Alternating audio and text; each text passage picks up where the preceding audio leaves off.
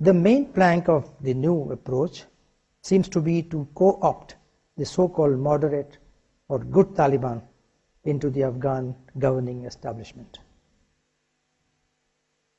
The primary, perhaps the only concern of the United States is to eliminate Al-Qaeda, which has a global anti-US jihadist agenda. The United States is not worried in equal measure about the Taliban, who at least until recently were focused only on Afghanistan.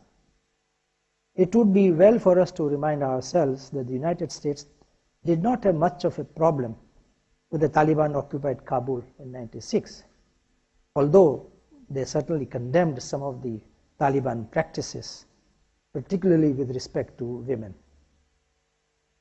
If the Taliban were to guarantee to render the Al-Qaeda completely ineffective, the United States would not object, in my view, if the Taliban were to once again establish their rule in Kabul, either on their own or in partnership with the Karzai or successor government. This suggestion to co-opt the so-called reconcilable elements of the Taliban into the government needs to be thought through.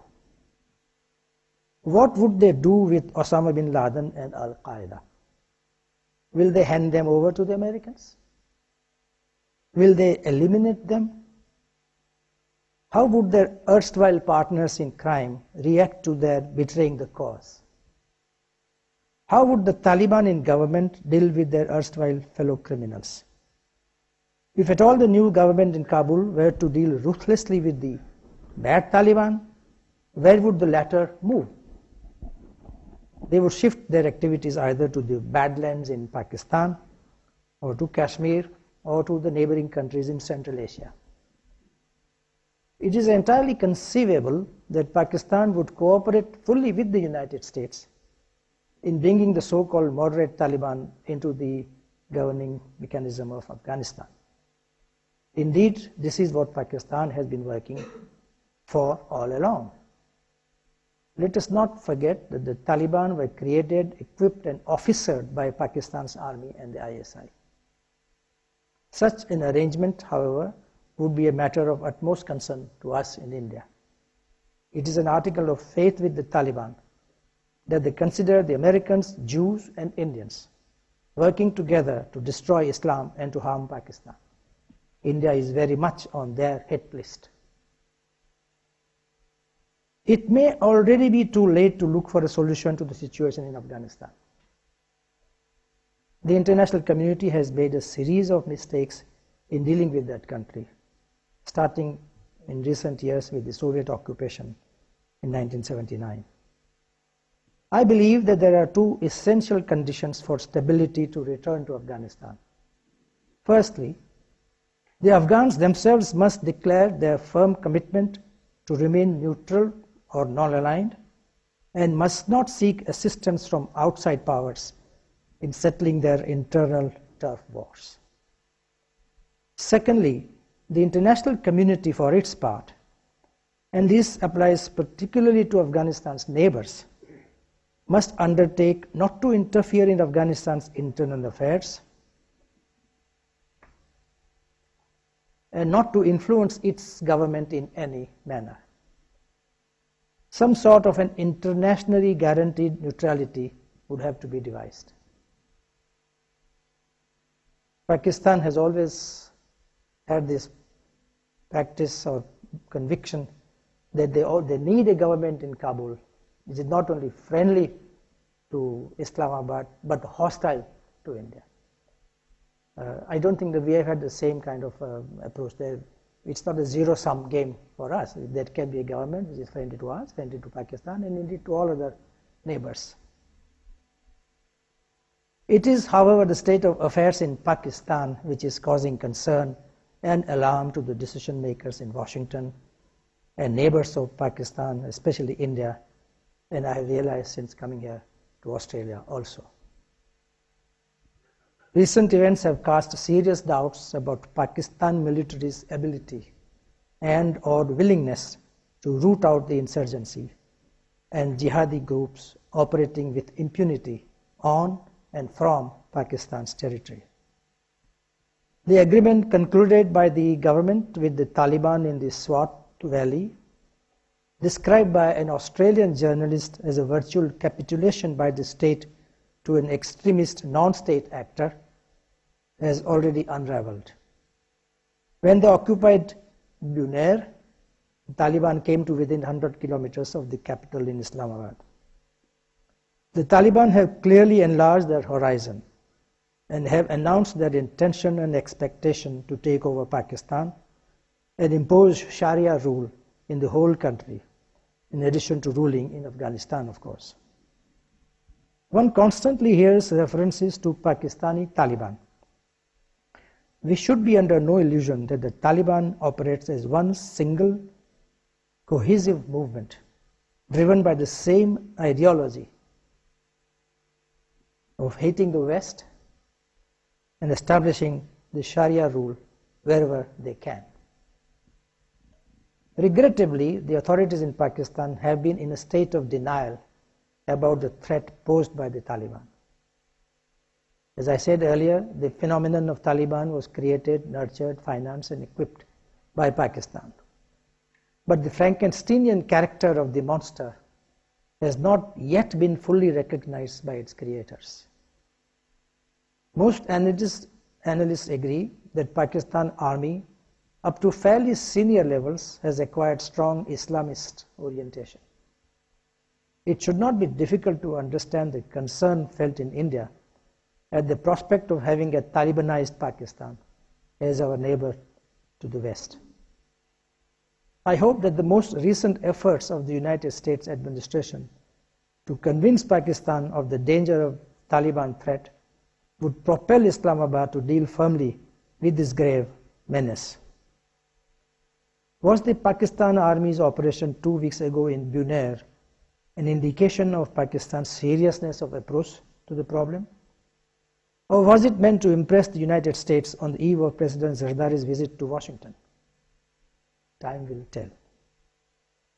When the president of the strongest power on earth declares, and I quote President Obama, "Our strategy reflects a fundamental truth.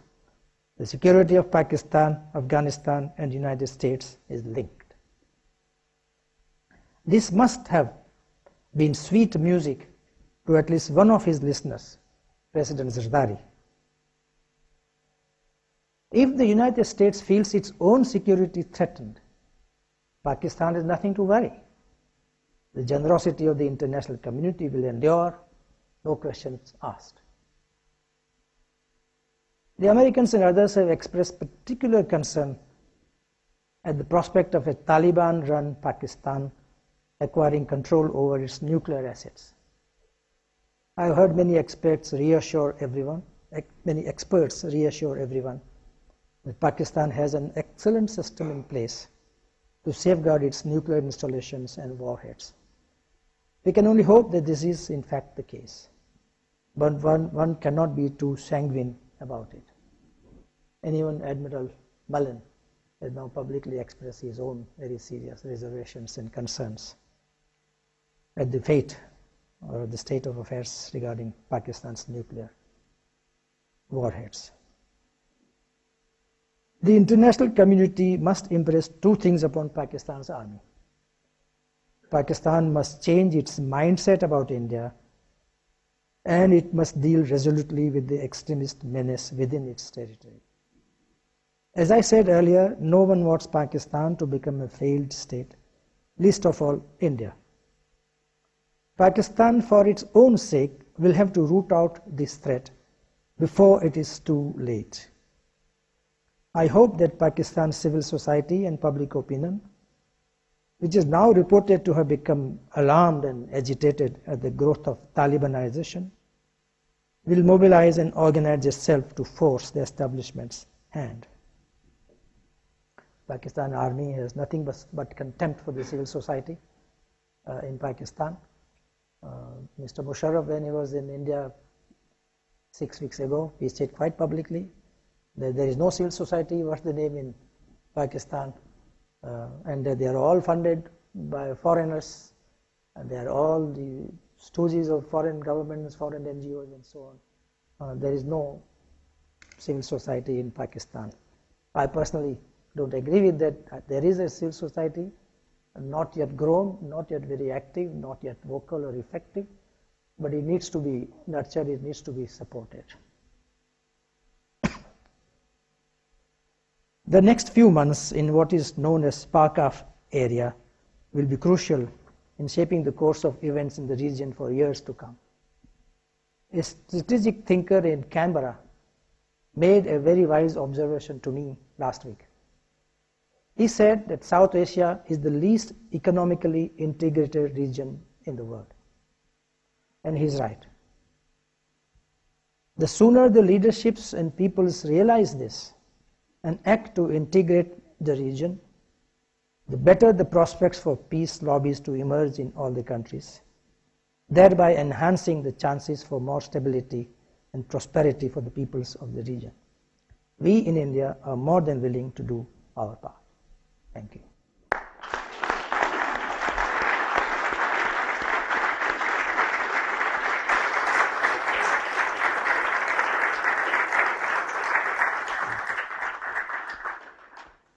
Please stay here, Ambassador Gharekhan.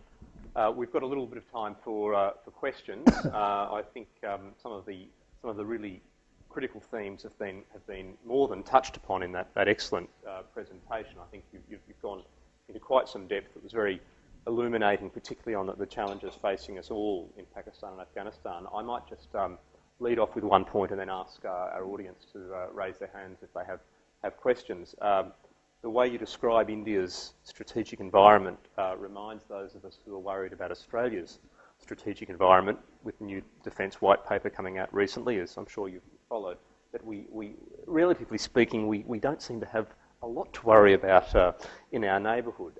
It always strikes me that India is not a country that is prone to panic, if you like. I mean, you've got so much to deal with, and of course, for you to talk with such poise about the possibility of Pakistani nuclear weapons falling into the wrong hands is to me quite striking. I'm not sure if it's Indian strategic character, but there's certainly something special there. I wonder if in the short period we've got for discussion and Q&A, you might offer a few thoughts on what more you think India can or should do to deal with some of these problems. And I know India's hands are tied in some ways, but I might just leave that thought with you and ask my friends and colleagues in the audience if they have questions to raise their hands. Do you have any questions? I'll start with the gentleman up the back. Please identify yourself. Yeah, my name's Archie Law. I'm from ActionAid Australia. I just have a question with Pakistan. I think most would agree the foundations of a stable, prosperous society, an effective state, vibrant private sector and a very active civil society, as you've described, Ambassador. I'd just be interested in your thoughts on how well has the international community actually supported those goals, as opposed to have gone in there and trying to do the job itself. I think the international community supports those objectives very strongly. The ultimate answer is a functioning democracy in Pakistan. We should do all that we can to encourage Pakistan society to move in that direction. The people of Pakistan are obviously wanting democracy to take root in their country. This has not happened. They have experimented, let us say, with democracy in patches. And I think it has to be admitted that the leadership in those democratic governments did not do much to inspire confidence among the people. So the military stepped in.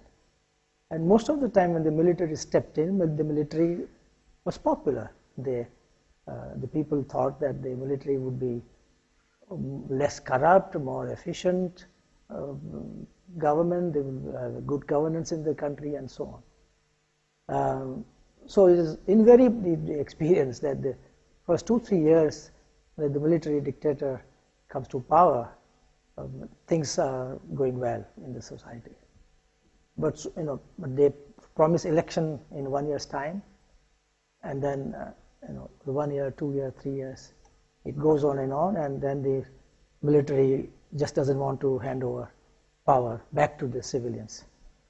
So for most of the time they have had military regimes in Pakistan. And it is the military which is obsessed about India. Because if the situation with India normalizes, the very raison d'etre for the military or the army disappears, according to them. It's not what I'm saying, it is according to their analysis. And so I think I agree with you that the international community supports those objectives very strongly. There is very little that they can do, though, isn't it? Because even ultimately it is up to the country itself. They have to come to terms and find their own answers to their own problems. Thank you. Any more questions? The gentleman down here on my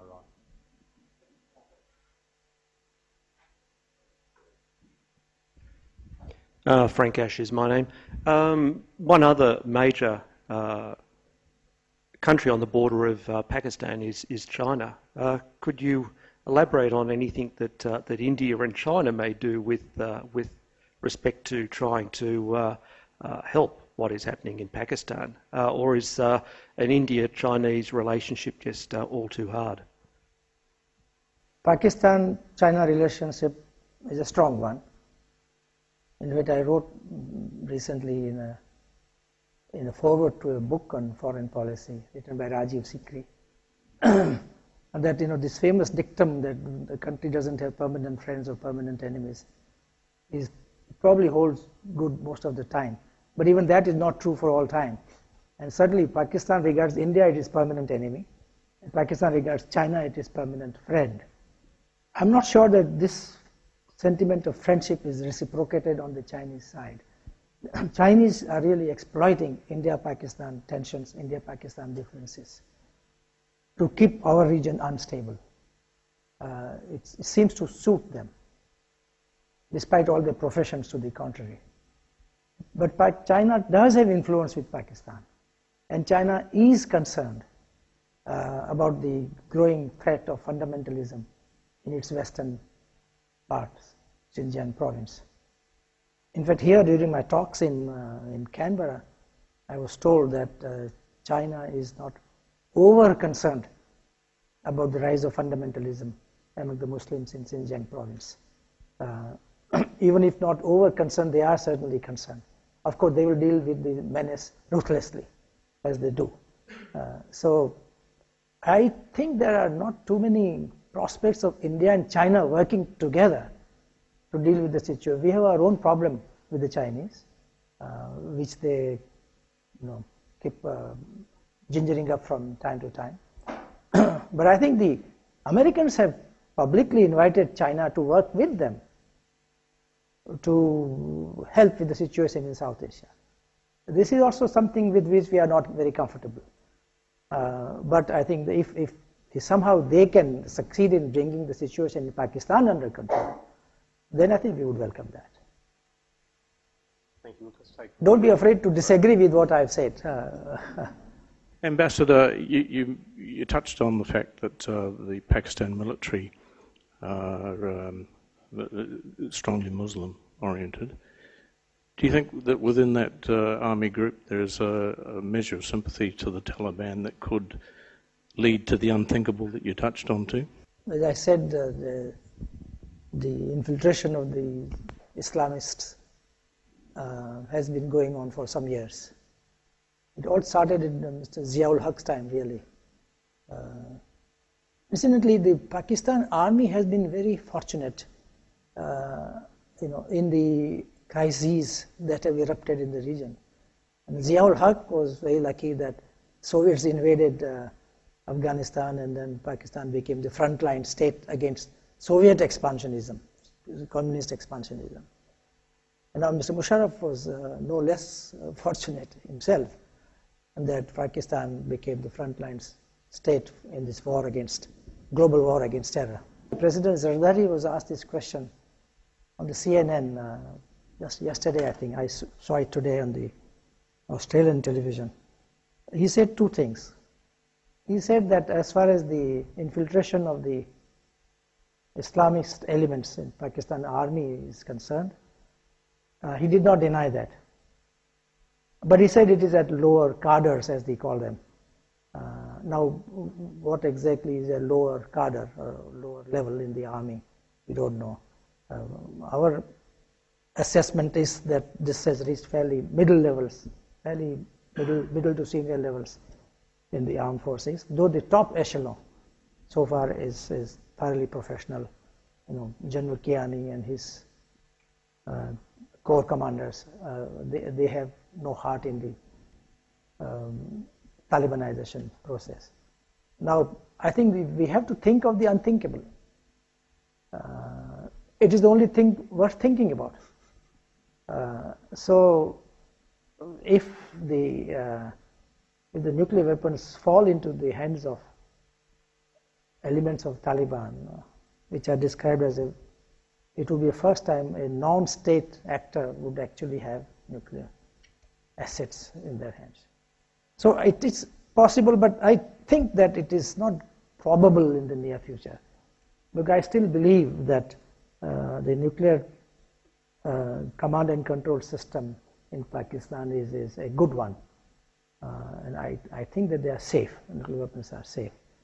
And if nothing else, the Americans, Australians, the Brits and the others will make sure, I think, that they do not fall into unfavorable hands. I think somebody asked some American statesman this question, that will you go to the extent of, launching a preemptive operation and get hold of the nuclear assets of Pakistan? Of course, that person refused to answer the question. But I'm sure they have some such contingency in mind. Ambassador, we're getting close to the end, but I just wanted to touch on the comment I made earlier.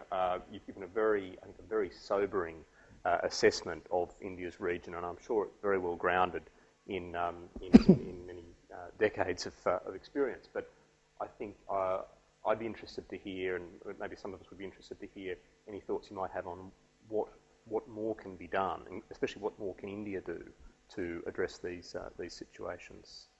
Thank you. Well, the problem is that we would be anxious to do whatever Pakistan asks us or might ask us to do to help them. Firstly, they will not ask us for help. That's quite clear. Even in this ongoing humanitarian crisis, I think they will be extremely reluctant to ask India for help. But India would be ready to help to the Red Cross and so on if we are asked. So we are, anything that India might suggest by way of help would be interpreted by them as an attempt by our secret service to plant people all over the place, and through the mechanism of aid, humanitarian aid, we'll have our people placed here and there and so on. So as I said, there is this paranoia about us, which is completely unjustified. So we are not in a position to certainly volunteer any offers of help. But having said that, let us not forget Mumbai of November last year. And I think no government in India will be in a position to either to renew the dialogue with Pakistan unless and until we receive satisfaction about the Mumbai events. And Pakistan again is in a state of denial. And all of us at different times are in a state of denial about different things. I'm sure Australia also is, and India also has been. The country which has been in a state of denial for the longest time is United States about Pakistan's nuclear program and Mr. A.Q. Khan's nuclear Walmart. So we are all guilty of, if you like, double standards or state of denial and so on. But I think in Pakistan's case, it really is a very serious matter. So to answer your question briefly, there's not much that India can do. Firstly, until we get, that the Mumbai events are behind us in a satisfactory way. And secondly, unless and until Pakistan itself asks us to help them out. Thank you for that, Ambassador. Look, we're really grateful for your presentation here this evening. I think it's really, just as we'd hoped, helped to I think expose more in Australia to Indian thinking on these issues on a region where our interests and indeed Australian troops are increasingly, it seems, engaged. So I want to thank you once again on behalf of the Lowy Institute for coming here and speaking, and to acknowledge as well the support of the Australia-India Council. And thank you all for coming along this evening. If you could please show your appreciation to Thank you.